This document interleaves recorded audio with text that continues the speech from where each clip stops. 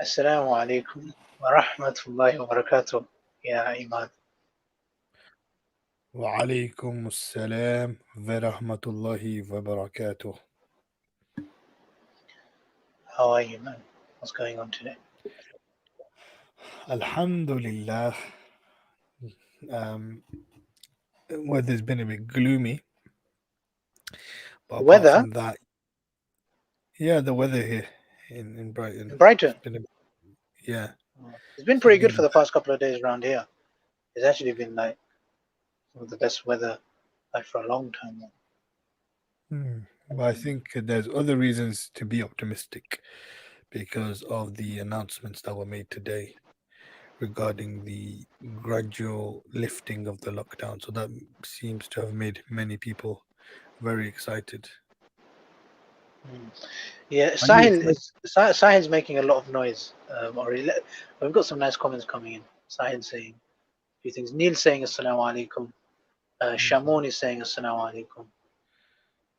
XLVI is saying Shamoon. Alvi, brother Alvi, he's a brother from He seems to London be he seems to be medical in deep student. he seems to be in deep love with Shamoon, which is beautiful to see. Mashallah. But Sahil saying that he was basically Sahil um, gave me a call earlier, and he's like, "I'm going to join your podcast." I thought, okay, maybe like in 4 months or something, he'll be a guest. But he was under the impression that he's going to join today, and I was like, "Relax, man. We'll inshallah we'll discuss it. And we'll have it on inshallah." Um, but he seems a little bit disappointed um, about the whole affair. Fair enough. Yeah, so I think a lot of people have become optimistic um, because of the government's announcements. But at the same time, I think people are still saying. I've seen on social media, people are like, "Ah, but it's 2 whole months since until things are gonna go a bit back to normal." But I think people should be on the other side of the spectrum where they would be like, okay, the government's telling us it's okay, but are we actually sure? Because it took them 100,000 deaths to mandate quarantine. The quarantine people have to pay for now in the hotels when they come to this country. And there was like a new fine announced, and like not a fine, just a fine, but like imprisonment, years of imprisonment for failing to declare that you've traveled to a COVID red area and coming So what back. do you mean 100,000? So before that, why is that specifically so important? Like, I how just is that think so different to the I just lockdowns think there was a big economic drive behind kind of the the decision? decisions made um, with public health, which shouldn't be the case, unfortunately. We are on an island, just as New Zealand is an island. I know maybe the size is different, but I think this thing could have been contained if executive decisions were made earlier. And since the start of this podcast, we've just been kind of um, we were the audience of Boris Johnson because he usually makes his announcements at this time, and we've seen how the decisions weren't really. So what should the decisions be based on? So I think if I took interest in I liked his way of talking, and I thought he'd make the points quite clearly. So as far as what I understood, the decisions were always made based on hospital admissions. And the reason given primarily was to protect the NHS. So if action was taken at the point where if it wasn't taken, hospitals would have been overloaded. Now, you from a medical perspective, would you say is that accurate? Like we're trying to protect the hospitals, so the hospitals can have routine healthcare as well, and they're able to deal with the health of the country basically. The thing is, even before this whole COVID thing, the hospitals were bad. NHS is and continues to be seriously underfunded in loads of different areas. There are loads of spending cuts. There are loads of like things which we have to consider now that we didn't ever have to consider in the past in terms of people in the medical field. And I think obviously with the advent of the Nightingale hospitals, loads of money has been pumped in, which is good in a way, but I think So was that ever used? it's Was the too Nightingale little, ever too used? late. I don't think so. No, like certainly Oh. in our area, we didn't get to the position where we had to kind of use them. But I know in Suleiman's some who are bad. led us to another of our discussions, which is COVID will fade away, inshallah. Tie the camel, trust Allah. Allah is greater than everything. So words of optimism that it will fade away. Um, Yeah. I think going back to the point of these next 5 episodes for the people who are here, I think we decided to kind of sum up our discussions in the first 20 weeks. So in the next month or so, we are going to kind of revisit some of the points that we've already mentioned and some of the discussions we've already had, some of the ideas we've spoken about, and sort of try and add another layer to it, try and reflect over it, try and slightly so sort of today we're going to be modify looking, I think, as we've got 5 episodes left. So we were planning to take a break at episode 25, it. inshallah. We're at episode 21 today, so we've got 5 left. And within these 5, to if we were to recap to recap the 20, we'll be doing 4 per week. So today would be the first 4, kind of thing, just to kind of summarize it, consolidate some of the ideas, and see what really happened in those episodes. And I think in the first episode, when we originally started, we had a bit in our minds that we wanted to help, especially children and kids, and maybe even adults, just with learning styles and with learning mindset.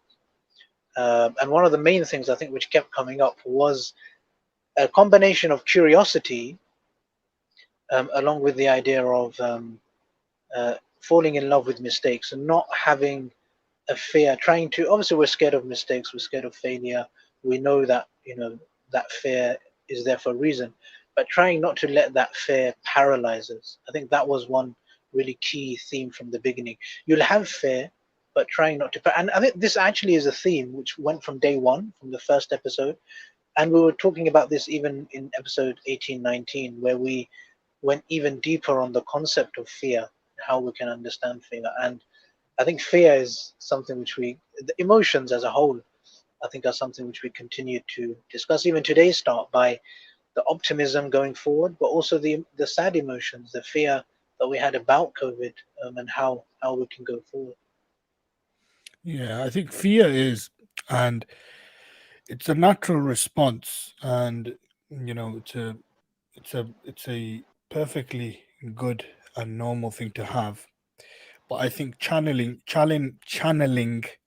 your fear is one of the main sort of abilities that we need to kind of tend to in ourselves. So we need to be able to channel our fear and use it to not sort of dishearten us, because I think fear can have a knock-on effect. And in the first few episodes, we did discuss how um, being fearful of making a mistake in terms of learning theories. We spoke about different theories of learning. We spoke about some advice for teachers as well. And I think one of the main points, I learned from that was we need to be able to channel our fear in of learning and making mistakes to positively. So we need to be able to think to ourselves, by me making a mistake, this is a learning opportunity. So you're turning the fear of making a mistake into something positive, and you're having a positive outcome from it. And I think this is, something we can all develop within ourselves, and we can teach unto those who are kind of learning from us as well. Because I know loads of teachers watch this, maybe not live, but afterwards.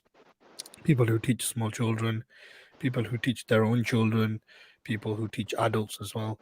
So I think, one thing we can try to modify within ourselves and within our students is how we process the emotion of fear and the knock-on effects of the process of fear, and channeling that positively. Mm.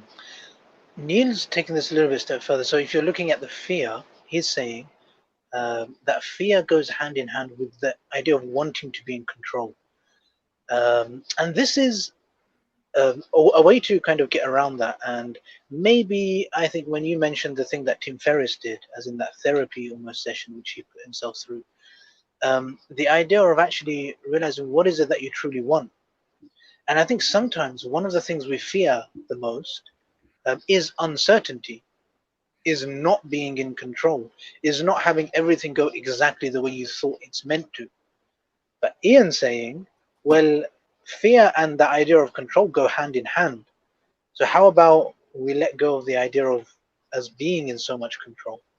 And this brings us to the idea of al-Islam, which means surrender, like submission, realizing that although we're here with this ikhtiyar which we have, and we make decisions, in reality, everything is in the control of Allah. Sahil's asked, channeling fear shouldn't be, and before you come onto this, Imad, just from what I understood what you said, shouldn't it be more channel positivity? Why should it? Well, it depends how you define channel, Sahil, but I would say channel, what Imad meant was that fear will come. You can't, the natural instinct when fear comes is to push it away. Oh, I'm scared. Let me stop being scared and be normal, and just be normal. But what Imad I think was saying is that instead you channel it, like fear comes and fear is there for a reason. If the fear is there that you've got an exam the next day and you need to prepare, that fear is you need that fear. Channeling it means that instead of the fear coming in, you thinking, "Oh my God, I've got an exam, I might fail." You think, "Okay, the fear is here to tell me to prepare for the exam, and I need to prepare for it properly." I think that's how I would try and explain the channeling a little bit. Yeah. And then I think we went on to talk about fear a bit more in a different sense, where we were talking about fear in terms of vulnerability and how you open up your vulnerable side. And this is when we brought the point from the Tim Ferriss podcast, which Tim Ferriss interviews this psychiatrist, I think, or psychotherapist from Harvard Medical School. His name is Richard Schwartz, and he developed this model called the ILS. Sorry, the IFS. So the IFS stands for the Internal Family Systems Model, and this is kind of a model of psychotherapy which he actually experimented with, and he gave a live demonstration with Tim Ferriss, and he was really trying to. And obviously, this is a very detailed thing, and if you want to check it up, you can do, and the link will be in the show notes. We could try doing some therapy on this show, inshallah, at some point. We could do it to each other. We could do it to Sahil when you're free. Yeah, hopefully. And I think, the thing with this therapy, it's not, and he says it himself, it's not like a rigid thing where, this is the model and that's it. And the way he describes the founder of this therapy, he describes, his model, his internal family systems model, as something that was already present within individuals, and he just kind of tried it out. And he describes his patients to be his teachers, and he would learn how to kind of make people feel better by talking about things and making them vocalize things that they wouldn't really talk about, and asking reasons why and asking yourself why. Because and this is in this episode of the Tim Ferriss podcast, he opened up about one of his vulnerabilities which he hasn't really opened up about before, and to not to anyone, and he, about some abuse he went through as a child, and he went through a lot of bullying and things.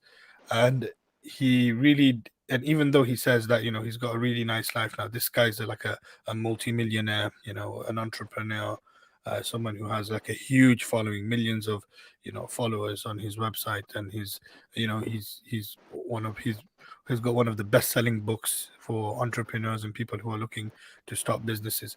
This individual has this area of his life, he hadn't really opened up about, and he felt that it was inhibiting him, it was stopping him from doing even more than he could have done. And he opened up about it, and he discussed it, and he asked himself, why am I scared? Why did this part of my life, where he looks in the mirror sometimes and he doesn't like what he sees, why? And he actually, visualized the part of himself, and he asked it some questions based on the therapy model. So that was very interesting in Mm, terms I of. so I took some of these kind of ideas, and there's different kind of um, amounts of transcendence which can kind of be unlocked. I think the idea of having awareness of who you even are. I think you were interested in that, who you are. Because who really are you? Like, is that based on your past? Is Tim Ferriss the bullied kid? Is he still that, or is that kind of something which if it's inhibiting him, is that part of his identity? Which now, obviously, it does go quite deep. And personally, Alhamdulillah, I've had the chance to work with quite a few people as well over the past, especially 3 4 years. I've been focusing on adults, so when we have one-to-one sessions, often people will tell me things which they've never told anybody else. People will tell me even their current problems, which they can't really discuss with other people. Um, and for people that like even people that teach one to one, you'll notice that people often need somebody who they can talk to, especially in COVID. Like when people go through their problems, the people closest to them are sometimes the people causing the problem. They can't discuss it with them. So just having that place where people can speak, and then you can notice one thing which I can now do quite easily is see where people are limiting themselves. So there's one person I speak to regularly, and I now know before I even start a conversation that his kind of creed, he believes shaitan controls him almost. I'm not saying he believes he's possessed, but every time the topic comes up, he's kind of shaitan keeps doing this, shaitan keeps doing this, shaitan keeps doing this.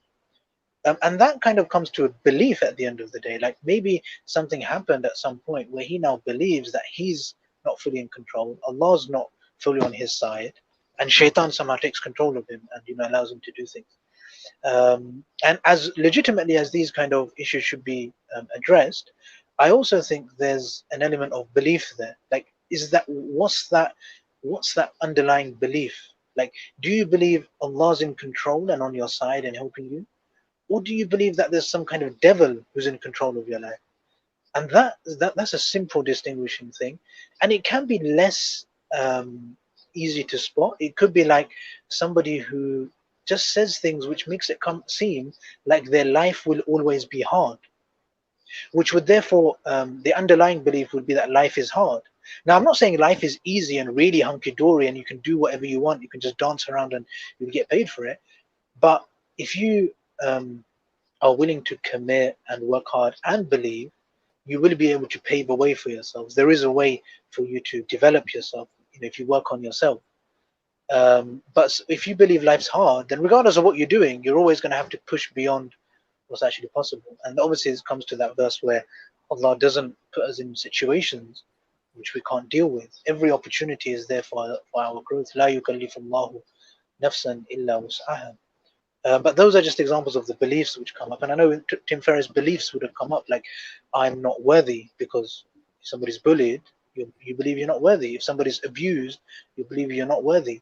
And these are kind of just common beliefs which I've worked with. I worked on it with myself, and I see it with other people as well. And if you can just know the belief, for example, if you can just think that you might have the belief that you think life is meant to be hard, you might notice that you'll actually make your life hard for yourself. If you believe you're not worthy, you might be put on a pedestal in front of 100 people, but you'll be there. I'm not worthy to talk to 100 people. How can I have 100 people listening to my talk at the same time? So that worthiness can actually get in the way. Does that make any sense, Iman?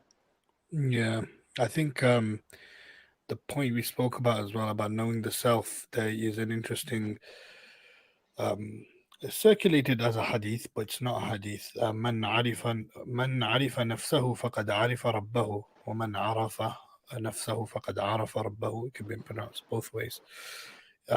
Whoever knows the self then understands the Lord. Whoever recognizes the self recognizes the Lord. People like Nawawi said, Imam Nawawi, who was a famous scholar of hadith, said this wasn't ليس بثابت.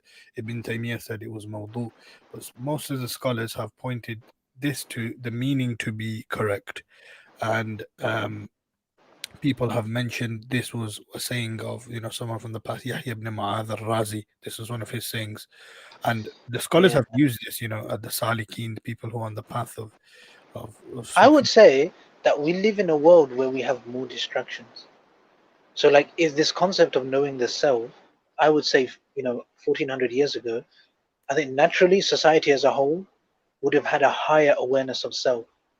Whereas today, because of the distractions, because yesterday I done a talk on food. So you might eat, you might think you're eating because you're hungry, but you're actually eating because you're pained, you're feeling uncomfortable. And obviously, the obvious example is checking your phone. You just want a dopamine rush. And very often we'll check our phones so we don't have to prepare for the podcast, or so that we don't have to prepare for our talk, or because there's something we don't have to revise for our exam. Does that make sense? Whereas I think 1400 years ago, people just lived their lives, and they'd have that sense of awareness. But I think now, because the hadith saying, even though it's mawdu, I think, according to Ibn Taymiyyah, I think the idea behind it is still something which is even more important, I'd say today. Yeah, that's interesting. I think what we have to understand as well, the distractions of our time, there were still distractions in the lives of the peoples of the past, in the people lives of the people of the past, but there were different types of distraction. I think, and every era, will have its own challenges. Now in the 21st century, the default state of the world is peace, whereas 1,000 years ago, the default state of Wow, the world was war. You know, wow. you had to. Yeah, that's so true, man. But yeah, man, that's very true. But I don't think people appreciate that. So you would have to accept at that point that the world is evolving, as in our consciousness is getting higher. We're becoming more, as in better as a species. We're becoming more peaceful. And I think, like, even in those times, what I think is amazing is when you have minimal resources and you can achieve a maximum output. That's what's amazing, in this day and age. That people find amazing when people, really start off with nothing and they can achieve so, exponential results. And we see this now, a language that people who are probably watching this podcast will understand is when we see people who have startups and they make, a $1 billion company from literally having pennies, or having belief in small amount of things, and they keep at it, they work hard at it, they fail, they continue and build like $1 billion business. 1,000 years ago, when the minimal resources of the time, they still came up with exponential results. They still understood things that echo the realities of this day, things about mental health, things about even medicine. you know um I just remembered one of the so Ar-Razi was one of the classical, Muslim physicians that existed. He has a book, Al-Hawi fi Tib, you know, a book that encompasses medicine. It's a guide to medical ethics and medical practice. Things like he understood. So there was a new hospital being erected, I think in Iraq or Baghdad, and he did to decide where they should erect the hospital. He put out a piece of meat and he said, "Okay, we're going to put out a piece of meat in different parts of the town, and we're going to see which bits of um which bits of meat kind of erode first, and the one which stays freshest for the longest, we're going to use that as the site to build the hospital." And that was ideas of air pollution and bacteria in the air and so many things that they didn't have the resources for, but they had theories, and based on the minimal resources of the time, they used that, and sort of were able to come up with things. And now the modern ideas of kind of air pollution and global warming, it's something that the people do fakhar about, that we understand this now, but it's something that was understood a long time ago. And I think the idea of having minimal resources and achieving a maximum output is just something so fascinating. And Effectivity. yeah, like I think that's a big theme for us too, for our podcast. If you think about it, if your kid's studying, and you're scared, then that's going to harm your effectivity. I think our idea of even spaced repetition, like we wanted our ummah to be able to like achieve. I think the sunnah of effectivity. If you look at the life of the Prophet Sallallahu Alaihi Wasallam, 23 years and what he achieved before he passed away, would one of the biggest sunnahs that he brought was being effective with his resources. And I think that's really important. So shall we go to a few of the comments quickly? yeah. Ian's, read Ian's. Um, Shamon is saying fight and flight fear is a natural instinct. Um, yeah, that's very interesting. Um, you So know, the fight and flight response is, brought on by adrenaline, which is a chemical in the human body, and it causes this natural, reaction, if you like, for extreme situations and stress, that you need to kind of do this straight away, and you've got the energy to That's kind an important point. of That's an important point because I think when we were answering Sahil's question, we kind of said phase natural.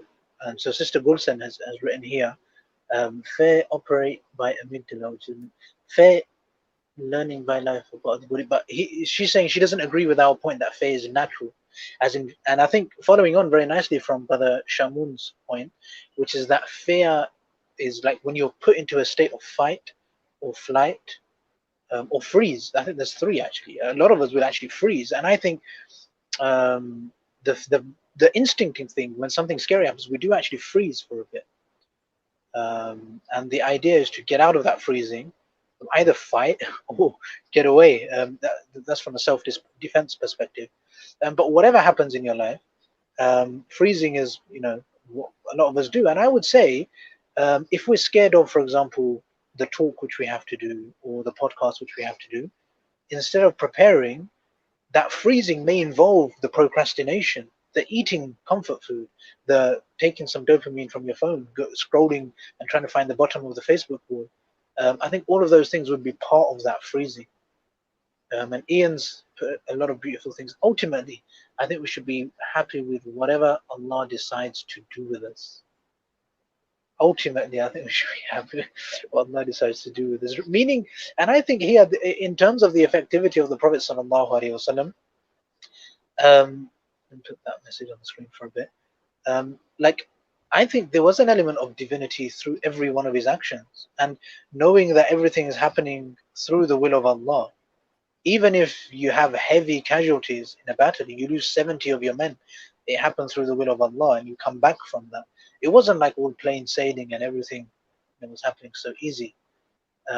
Imad, we cannot know ourselves until we are about to die, because until then our story is still being written on the path. That's interesting. I think Irfan, the concept of knowing the self, it's a labile thing, and it's something that's subject to change and morph. Your understanding of Allah, because you can have an understanding of yourself, and as you grow older, the understanding of the self can change. You understand yourself differently. You may change as a person. Your opinions may change, your way of thinking may change because of certain environments you're in. Like we know from people like scholars of the past, like Al Ghazali, he was in many different sort of groups of he was with many different groups of people, and he had different opinions at different times, and he changed at certain points during his life, and he mentions these points himself in his own autobiography, Al Munqidh min al Dalal, the deliverance from error, which is available in English as well for anyone who wants to kind of read it. It should be available online, the translation, which is quite interesting.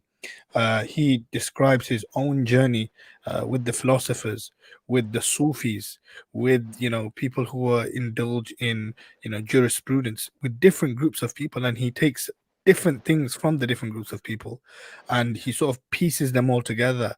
And his irfan, or knowing the self, I think happened towards the end, but I think it's a constant thing where it's labor, but you are constantly trying to recognize yourself, and Yeah, it's not and recognizing to completion. And absolutely, man. And I think that's in a simple way is that we still ask for guidance in every prayer. We still ask for ihdina every single prayer, like more guidance, and the idea of unfolding. And I would say like actually targeting a transformation. I would say that even in this podcast, we don't come here to speak to each other and stay the same. Alhamdulillah, I think sometimes we've started off and we've kind of we've discovered things about ourselves, on YouTube, about ourselves which have been quite deep, quite personal. So I think the idea of actually being vulnerable, I think that's the title of our next of episode 3. Episode, sorry. just further to the meaning of what does it mean to know yourself, as in that saying, "Man arifa nafsahu faqad arifa rabbahu," that whoever knows their self, whoever recognizes themselves, actually has the ability to recognize their Lord. One of the scholars made an interesting sort of a ta'wil or interpretation of that Tajuddin ibn Ata'illah in his book لطائف المنن mentions سمعت شيخنا أبا العباس المرسي يقول في هذا الحديث تأويلان. So he said, I heard my Sheikh Abu al-Abbas interpret this hadith So or how say come he's saying referring it to Hadith? It's got a sanad. sorry. Is he narrating it with the sanad? So as in Oh, hadith sorry. here hadith بمعناه العام, hadith into just a general saying, as in this particular saying. Oh, You know, saying. he Oh, just okay. interpreting the saying, yeah. Oh, Because we know the word hadith can be used for dreams, it can be used for just talking as well. yeah, yeah. An occurrence, hadith, so using the Quran to mean dream. So he's not attributing it to the messenger. No, he didn't attribute it to the messenger, as far as I'm aware. But he says, in terms of the ta'wil, أحدهما أي من عرف نفسه بذلها وعجزها وفقرها وفقرها عرف الله بعزه وقدرته وغناه. That whoever recognizes themselves and the incompleteness of themselves, the humility of the self, then they recognize Allah by His elevation, by His ability, and by His uh, uh, ghina, His independence of everything.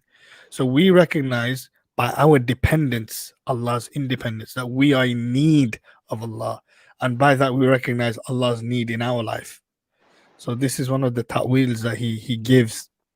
And secondly, he says, من عرف نفسه فقد دل ذلك منه على أنه عرف الله من قبله، فالأول حال السالكين والثاني حال المجذوبين. So I just mean obviously, people in jazba, it's a ecstasy, Sufi kind of ecstasy, terminology here. spiritual ecstasy. Yeah, as in whoever knows himself, then this shows that they knew Allah before this, There's a because divinity within the human, within the creation itself. as in I think that's another layer of the meaning, an aspect of the. We spoke about those hadiths which point towards that as well, and they may be anthropomorphic in nature, however, in terms of kind of meaning, they have deep relevance even today. So by knowing yourself, you'd know Allah better, and the Yeah, fact that you can know yourself shows that you know Allah Subhanahu wa Taala. yeah, Uh, Shamon's just talking about the procrastination, where because you're scared to fail, you don't even start. And it's not even always, yeah, true. You don't start, or you just don't get on with it, and you find strange reasons. And this is again that idea of that Tim Ferriss thing. It's actually about one of the other titles, which is embracing that vulnerability. Um, and it's hard to do that for yourself. Now, here we talk about effectivity, we talk about trying to do things to the best level. It's difficult to notice there's a bias which you'll have for yourself. So, if you're scared to start a project, you probably won't notice that you're scared to start that project. But if you were to talk to somebody else, or you to kind of, it doesn't have to be like, you don't have to call me or Imad or somebody like really deep. it, Getting a second opinion on your life can be really helpful. And obviously, if you have a spiritual master to help you, wonderful. If you have your parents to ask for guidance, that's wonderful. If you have your brother to, whoever it is, it doesn't matter that much. But getting that opinion on the thing you're stuck on, just the outside view, it can bring your biases to life. That you might think that you can't stop doing this thing which you're not meant to do, but in reality, well, it's actually something which you do have within your control. And when it comes to doing big things, having big, bold visions, the thing that stops us sometimes is, what will people think? And it may be, what will people think of me if I do this scary thing? And that's not a sensible reason to not do something, but we wouldn't notice it ourselves. So I definitely agree with Shamoon there. Sister Goldstein is saying change is the necessity in our life, which takes us to die in dunya. Sorry. Imad, do you want to go deep on that one?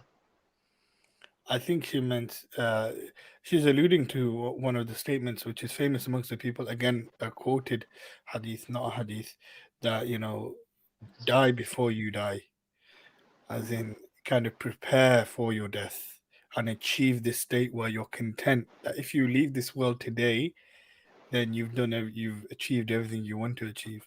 But the human condition is such that I don't think you'll ever reach that. And it's just, I've been reflecting over this as well. And, I'm 25 now. And I was just looking at how when Imam Shafi'i was 25, when Jalaluddin Suyuti was 25, when Ghazali was 25, when, people who I look up to, Abdul Hayy Laknawi was 25, what did they achieve? They were, they held positions in courts. They'd written their magnum opuses by this point, the books that echo and and have a ripple effect 1,000 years later. When Ibn Hazm was 25, what books did he write? But at the same time, I think I was thinking about this. They didn't live for that long. Shafi'i lived until he was like 39, 40. Abdul Hayy Laknawi until he was 40. uh, People like Ghazali, I think he lived a little bit longer. But these are people who I sort of look up to in the sense in terms of people of the past, Ibn Hazm as well, and people who I try and draw lessons from their lives. And I find loads of parallels between myself and them as well, how they were kind of rebellious in nature, most of them. They weren't really picked up on until after they died, and their thoughts weren't really picked up on, with the exception of people like obviously Shafi'i was followed within his lifetime, and he had, a position, a very high position within his lifetime. But I just think that being sincere in what you do and just doing it, because I thought, okay, why Shafi'i, and he'd written the Risala by now, which is his famous book. Um, Abdul Hayy Laknawi had written so many books by he was 25. All of these, and then I think what had stopped me from making a similar contribution to the tradition of Islam, and the reality is, it's nothing. But why haven't I done it? Why haven't I made the time out? And that's, a question I ask myself. And I think I need to work on myself as well, like Yeah, man. setting I think about personally the colliding one my thing, idea with the yeah, world. to be honest, I'm thinking the same for myself. It's a bit depressing. To be honest. It's not It the is. most fun exercise. Their, But definitely their one thing which has circumstances are helped me, different. but one thing They which has lived helped me, shorter. yeah, but one thing which has helped me try and actually get through with things is to be a bit quicker in the getting materializing an idea. I think ideas are essentially useless. When people go around and they're all secretive about their ideas, about their business ideas, now without too much offense to them, like no offense, but no one really, it's worthless unless you can execute on it and make it into something. What, man? What's so funny about this? But That's these people true. that go around all these, People are very quiet, and they yeah, won't tell you what their idea is. yeah, It's a big or idea, even, but they're not telling yeah, you. or even some of their prices or some of their big secrets. And like for example, once there was a guy who ran a mashallah nice business, and he used to sell something to another businessman, and they were being secretive about their prices. I'm like, okay, brilliant. But like, mashallah, you're in a position to sell at that price, which is amazing. Like, what is there to hide about that? And you buy it in bulk in that price. But anyway, the point is, I think forget all your ideas. Like, we all think we're clever because we have ideas, and our brains always have amazing ideas. But that is useless unless you can learn to start taking some of those and getting them out into the world, like materializing it somehow. So that's what I've tried to do. Like, the ideas are scary. For example, the talk I did yesterday, it was about a 50-minute talk, and it was kind of like I partnered with another organization, and I knew there'd be at least 50 people there for the whole time, and it was pressure. But it meant that for 1 week, all my ideas about food and how to eat food were coming into one place. I was organizing them. I used a whiteboard to get all the ideas together. And alhamdulillah, one talk came out of that idea. And I think that kind of gave me that realization that you can't just sit around and think about, oh, I'll do this talk, I'll do this course, I'll make this business, I'll teach this many people. But like, there's no point in just thinking about things. If you want to do something, just take that thing and start all of the ideas about that one thing. If it's a course, if it's an idea, if it's a business idea, start actually writing them down in one place and get some kind of concrete idea around them, and see if it's something you can actually run with. Is it something you can pitch to me? Can you pitch it to somebody of intelligence? And that's where you read, and that's one thing which has helped me. Like, can you pitch that idea to your teacher or to your coach or to somebody you respect? Could I pitch it to Imad, for example, on the podcast that this is what I'm trying to do? And when you get, and obviously, if I can pitch it to you, Imad, that would mean that I've got quite a bit of clarity on it. That means I'm good at explaining that idea. It means it's got some legs. It means I've come quite far with that. But I think the brain generally just has a lot of ideas, and I don't think they're useful until you've somehow actually put them, started to get them together. And even then, I don't think it's useful enough to start being secretive. I don't think there's much benefit in that. In fact, the less secretive you are, and the more you tell people, the more people will join your team, inshallah. So is financial transparency an accolade or something to be proud of? I would say so. Yeah, I would definitely say so. To get the most views on YouTube, you need to be financially transparent. How I made £100,000.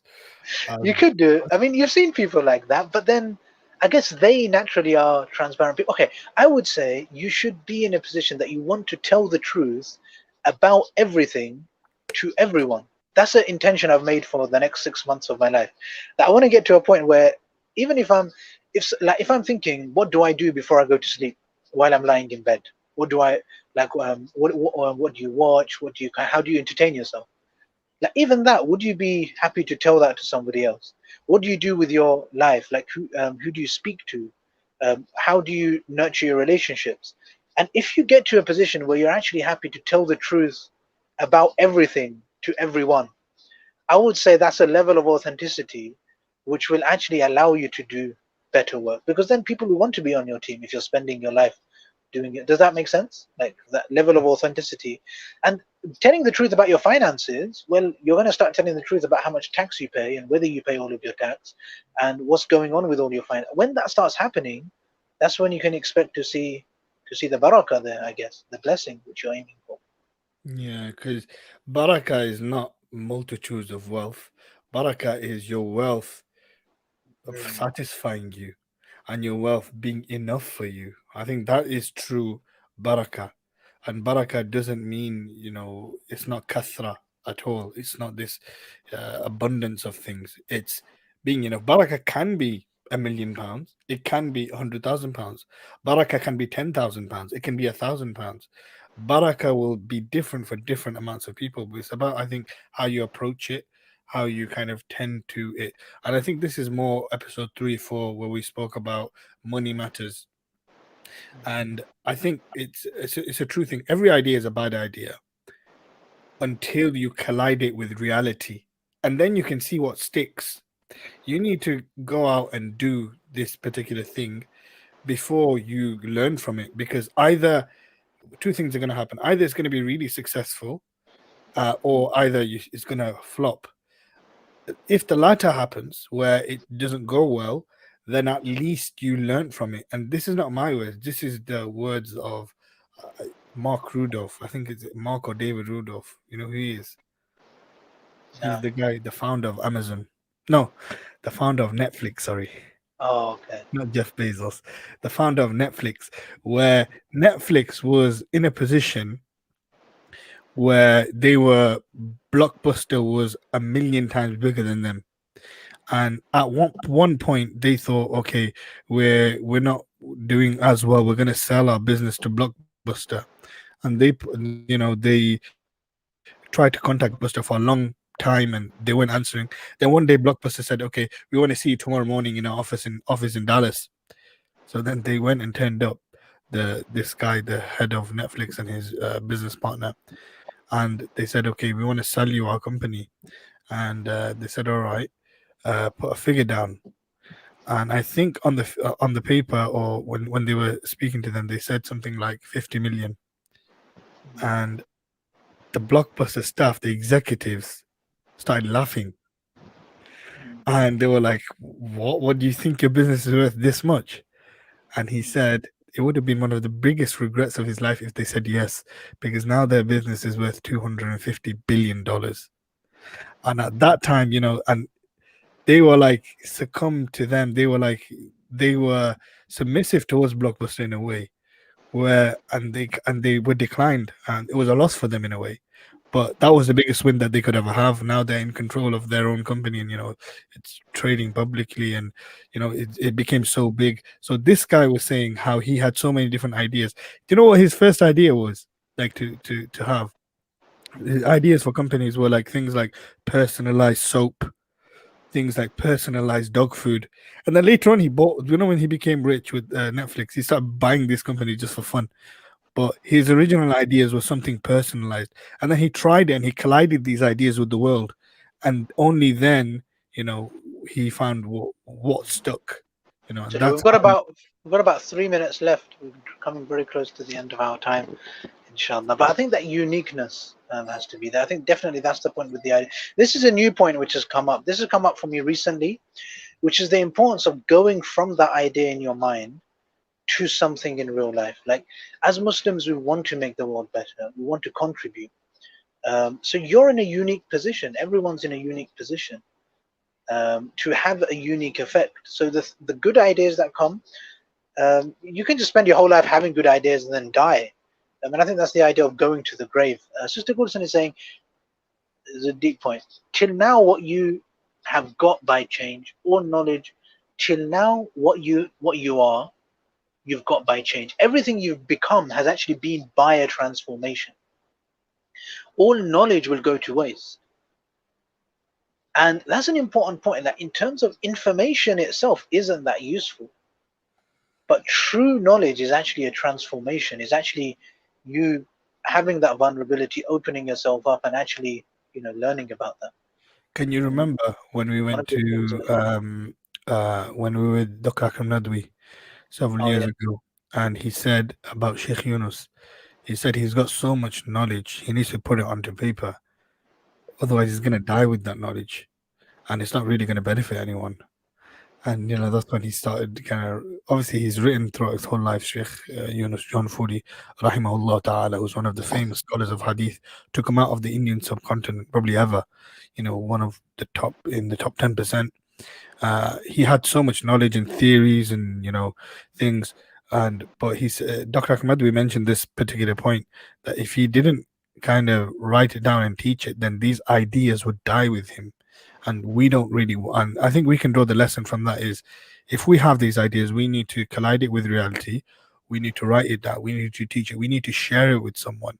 And I think this transparency, again, you were saying about the financial matters, people are very secrety and secretive with their financial matters and things which may make other people money, if right? this comes to our third episode, which is fake humility as well.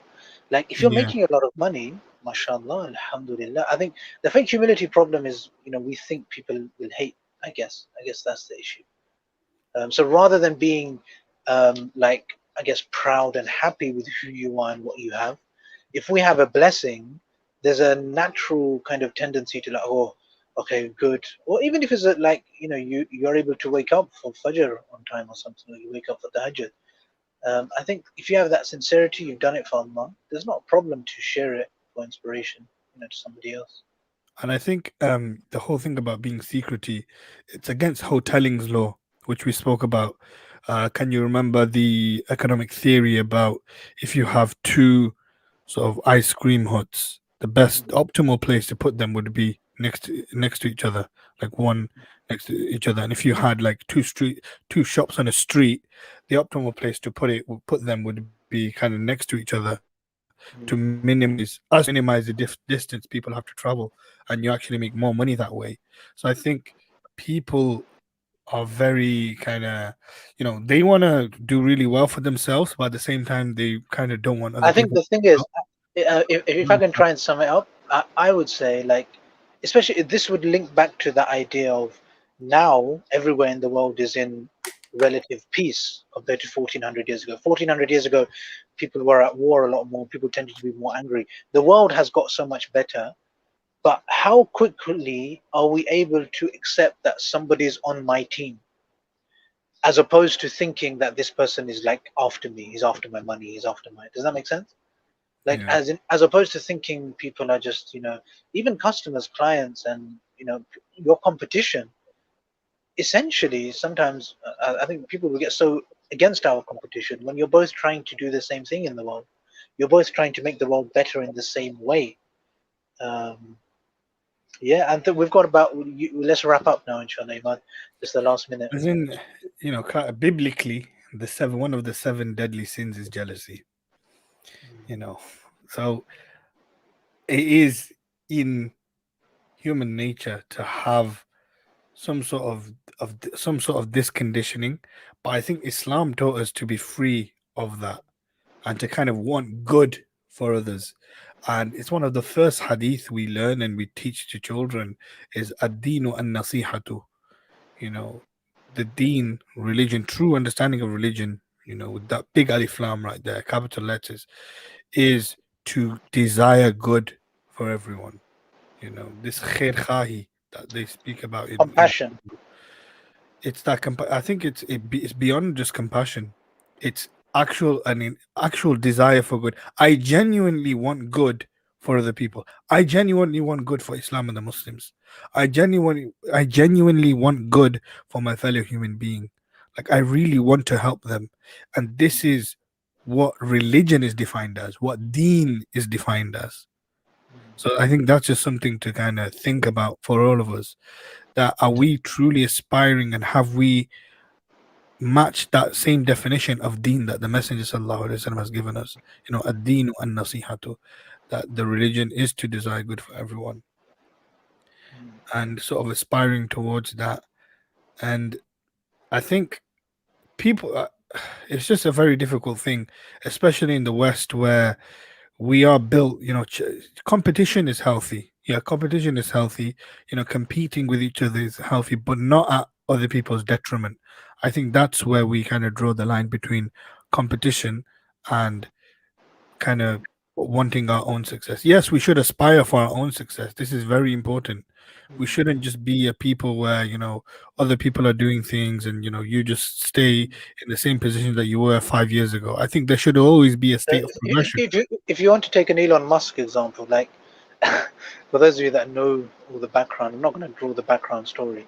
But for example, now he's happy that Nissan are now making electric cars. He's happy that NASA are on Mars as well. His aim wasn't to be the man on Mars.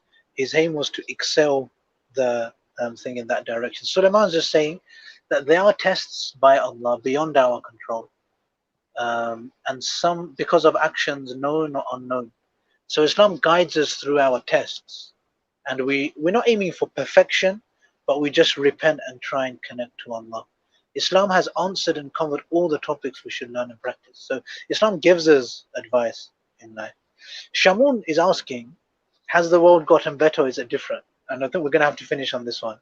That's an interesting question because 1400 years ago, let's say there were more wars, more people dying, not much healthcare, not many libraries, not many public libraries, and not much ease. Is he saying, isn't there just difference or is there actual better? Personally, I would say I think the world, as consciousness, we've evolved. We care more about other people. Now we have, for example, in this country, we have a national health service where everyone gets access to basic health, whereas previously, not everyone would have that access all the time. We have kind of care about other people's kind of mental health as well. We have things in place which are able to help people out. And previously, there would have been, like people trying to kill each other more. That it seemed like everyone was kind of. It was more of a tribal warfare where it's our tribe versus your tribe. Whereas now we don't have that as much. We're actually willing to live in 60 million people in a country and just live and help each other survive. We have a job to be a doctor. You have a job to stock ourselves in a supermarket, help other people's lives get better, and that compassion can kind of be seen in every day. I'm not saying the world's perfect. Obviously, so much. There's a lot of things which are wrong as well. But I would say overall, there's relative peace. There's definitely much more peace, and there's not as much kind of indiscriminate killing. So you Um, think the world's better than it was 1,000 years ago? I would say so. Yeah, based on what I think. There was less pollution 1,000 years ago. There were more family values 1,000 years ago. They had different. Family values. How would you define I family would values? say, okay, not in general. I mean, in terms of how now we're socially connected through social media. Like this is the trend in people. Yeah. There was more human interaction. Shimon said less poverty, but I think that can be argued as well. As in, how do you define poverty? Is poverty resources, and what to what amount of resources do you say like you need to not be in Okay, poverty? let me try and rephrase it. I would say we could like envision in the future where we get to a point where humanity actually works together to try and make humanity better. Whereas in the past, I can see tribal warfare where we kind of, we're trying to, outdo the other person. We're trying to get better. Whereas now I can see like, I know there is obviously a lot of differences within the world and nationalism, patriotism, and ISIS, and certain countries in the world who try and become some international police force, and all of these problems we have, and there's kind of all these overall conflicts. But compared going backwards, like I would say on a trajectory, we're going to a stage where inshallah we'll be able to, as a global uh, as a global humanity, we'll be able to work together, and we're less kind of, oh, I'm British and you're American, or I'm Pakistani and this, and we're like, okay, we're just humans, we're going to try and help each other. I think we're building more towards that long term. I would answer that question. Is the world better today? Has the world gotten better, or is it different? I would answer it with the hadith. كل ميسر لما خلق له. رواه البخاري ومسلم. And this is part of a longer statement, but I think there's layers of meaning to this, and I'll translate it in a second. Layers of meaning, as in this is one of the laconic statements of the Messenger sallallahu alaihi wasallam, a statement which is universal in application. كل ميسر لما خلق له means that everything ميسر مهيأ, Imam Bukhari says that everything was facilitated for what it was created for. Like everyone has. So I think from I can understand a layer of meaning to this, that if I was born in the 10th century, that would be my time to be created. You'd And I be think able to that was the best time for me to be alive. mm, Like we always kind of ask this, oh, what if I was alive at the time of the Messenger sallallahu alaihi wasallam? That would be amazing.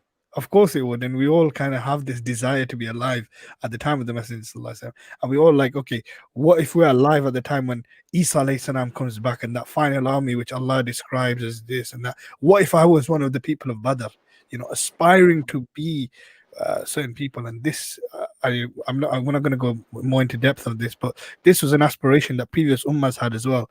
A dude at the time of Isa alayhi salam, he wanted to be in the time of the Messenger sallallahu alaihi wasallam, and this is recorded in the Hadith. And remember in the battle in the Hijrah, when the Prophet sallallahu alaihi wasallam traveled with Abu Bakr and they were in the cave, and something bit Abu Bakr's foot, and it was actually that individual who wanted to be at the time of the Messenger sallallahu alaihi wasallam.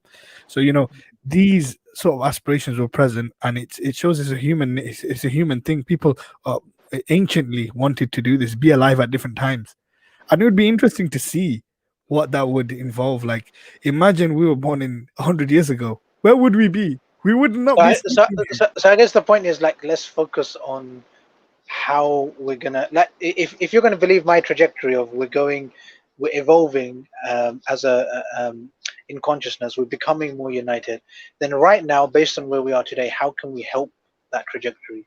How can we do what's needed right now, based on our Yeah, circumstances? we should Okay. focus on the now and the future rather than, this, because it's fantasy, isn't it? At the end of the day. And I know people understood this hadith differently. كل ميسر لما خلق له. Obviously, it's understood in different contexts and different ways. But the understanding we have for this, and I think this can be generally applied, this statement of the Messenger sallallahu alaihi wasallam, is just maybe things would have been different if we were born in a different age, if we were born in a different era. But we were born now. We were facilitated for now. Let's make use of the resources we have. Let's make use of that default state of peace that we have now to make it even more peaceful, to make it even more better, right? To be that person, what the Messenger Sallallahu Alaihi Wasallam Feel the described divinity, in man. time Be planting the seed. Sorry? true, man. True, man. Planting the seeds, feeling the divinity, and Mm. kind of bringing divinity alive. Jazakallah khair, everyone. We're gonna end it there, man. Jazakallah khair, everyone who's Alhamdulillah. here. You know, when you ask And someone, how are you? And they say, Alhamdulillah, it's all good. So just let it be all good, inshallah. okay, Inshallah. Assalamu alaikum. Alaikum salam wa rahmatullahi wa